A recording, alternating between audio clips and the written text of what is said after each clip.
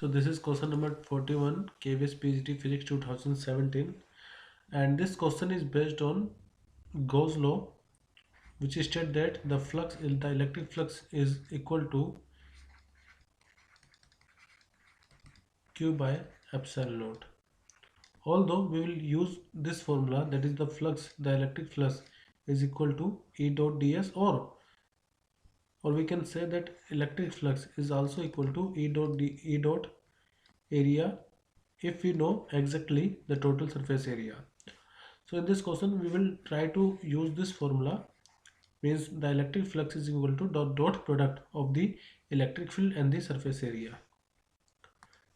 In this question we have given a cube of side A is kept with two faces parallel to z-axis plane. It is put in the region of electric field c x power 1/3 i cap, यानी कि जो electric field है वो x direction में है, positive x direction में. If the near face of the cube is at a distance of x equal to a/2 from the origin, यानी कि जो क्यूब है यहाँ पर, उस क्यूब का जो नियर फेस है वो ओरिजिन से a/2 डिस्टेंस पर है, a/2 डिस्टेंस पर है. इसका मतलब इस यहाँ से अगर मैं a और जाऊँगा तब मुझे उसका सेकंड फेस मिलेगा. ठीक है, यानी कि अगर मैं ओरिजिन से कंसीडर करूं तो जो सेकंड फेस होगा वो कितने डिस्टेंस पर होगा, a/2 प्लस a यहाँ से यहाँ तक, तो ये टोटल हो जाएगा 3a/2 जो सेकंड फेस होगा. मैं भी इसको बनाऊंगा. Okay, the total outward flux हमें निकालना है कितना होगा. तो देखो ये हमने क्यूब बनाई है जिसका पहला फेस ओरिजिन से a/2 डिस्टेंस पर है. इसको थोड़ा और क्लियर बना देते हैं. इस तरह से क्यूब है और सेकंड जो फेस है वो 3a/2 पर होगा. और आपको पता होना चाहिए इसके लिए क्यूब का सरफेस एरिया का फॉर्मूला क्या होता है. क्यूब का सरफेस एरिया का फॉर्मूला होता है साइड का स्क्वायर ओनली.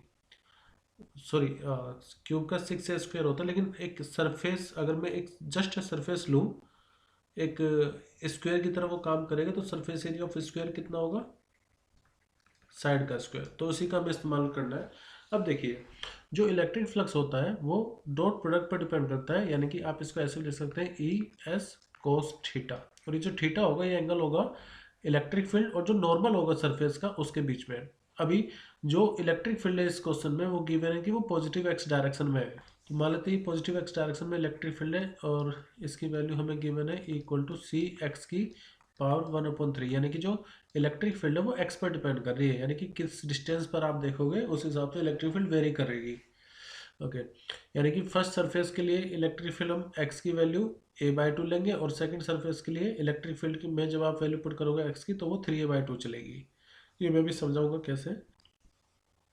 अब क्योंकि हमें इलेक्ट्रिक फ्लक्स निकालना है तो यहाँ पर क्या होगा, जैसे ये इलेक्ट्रिक फील्ड लाइन इस तरह से जा रही है तो दो ऐसे सरफेस होंगे जिसकी वजह से आपको इलेक्ट्रिक फ्लक्स मिलेगा, नहीं बाकी सबकी वजह से नहीं मिलेगा. उसका रीज़न सुनते हैं भी क्यों. देखो जैसे इलेक्ट्रिक फील्ड अगर मान लीजिए आप इस तरफ जा रही है और अगर आप इस सरफेस को कंसीडर कर रहे हो तो इलेक्ट्रिक फील्ड और सरफेस एरिया का जो नॉर्मल वेक्टर है वो कितना हो जाए 90 डिग्री. तो यानी कि ये जो ऊपर सरफेस है और जो नीचे सरफेस होगा उसकी वजह से कोई भी इलेक्ट्रिक फील्ड आपको नहीं मिलेगी.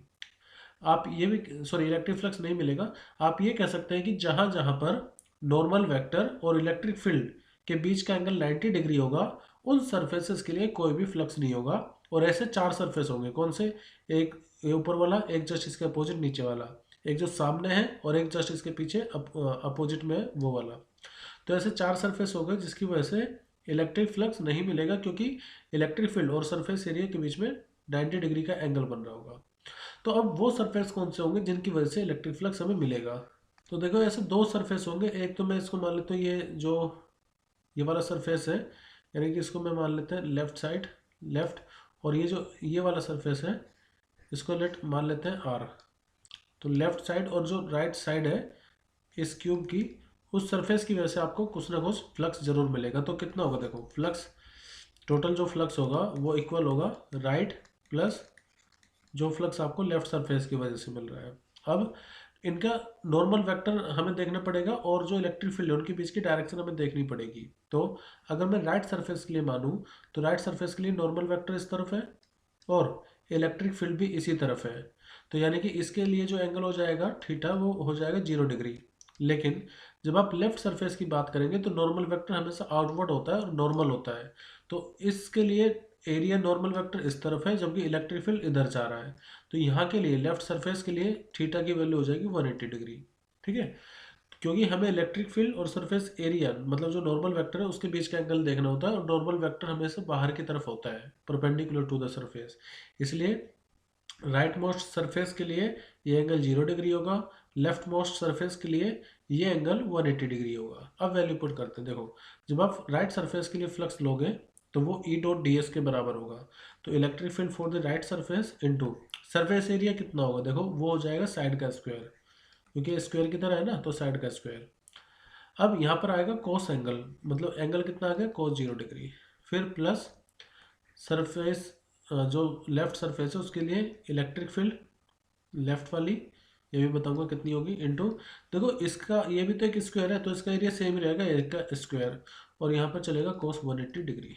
अब देखिए राइट सरफेस के लिए इलेक्ट्रिक फील्ड कितनी होगी, राइट सरफेस हमारा ये है, तो राइट के लिए जो इलेक्ट्रिक फील्ड होगी वो सी, एक्स की जगह पर हम कितना डिस्टेंस होगा ओरिजिन से वो देखेंगे राइट सरफेस का, तो वो कितना है 3a/2, तो एक्स की जगह पर आ जाएगा 3a/2 की पावर 1/3।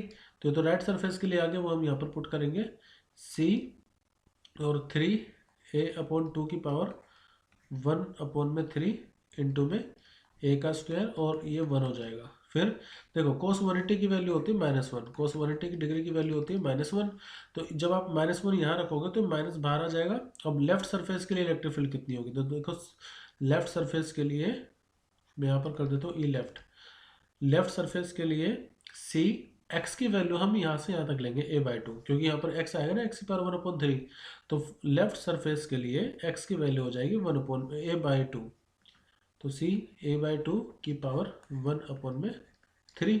अब यहाँ पर पुट करते हैं, तो c a/2 की पावर 1/3 इंटू में साइड का स्क्वायर, और cos 180 की वैल्यू मैंने -1 ऑलरेडी पुट कर दी है। अब देखिए जो यहाँ पर c दोनों में कॉमन है, और देखो a की पावर कितनी आ जाएगी, यहाँ पर है 1/3, यहाँ पर a का स्क्वायर है, तो जब आप a की पावर 1/3 का a के स्क्वायर में मल्टीप्लाई करोगे तो नेट पावर कितनी आ जाएगी 1/3 + 2 यानी कि 3 × 2 6 + 1 यानी कि 7/2।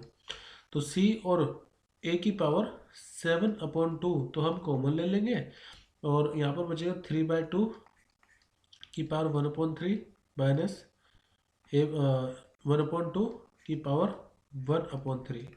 तो देखो a की पावर यहाँ पर 7/3 बचेगा, 7/3, तो इसका मतलब ये ऑप्शन गया और ये ऑप्शन भी गया।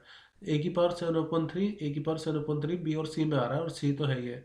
अब अंदर देखो यहाँ पर 1.5 की पावर 1/3, यहाँ पर 3 की पावर 1/3, तो आप ये देखिए कि 3/2 को मैं 1.5 और पावर 1/3 लिख सकता हूँ, माइनस अब ये ना 1/2 ना दे करके देखो 1.5, तो मतलब ये बात तो श्योर है कि मुझे ऑप्शन सी ही चूज करना होगा क्योंकि इसमें 3 है, लेकिन यहाँ पे 2 की पावर 1/3 है, हमारा कितना है 1/2 की पावर 1/3, तो 1/2 को हम 2 की पावर -1 भी तो लिख सकते हैं, तो जब -1 लिखेंगे तो इसका मतलब क्या हो जाएगा 1/3, और ये सी a की पावर 7/3।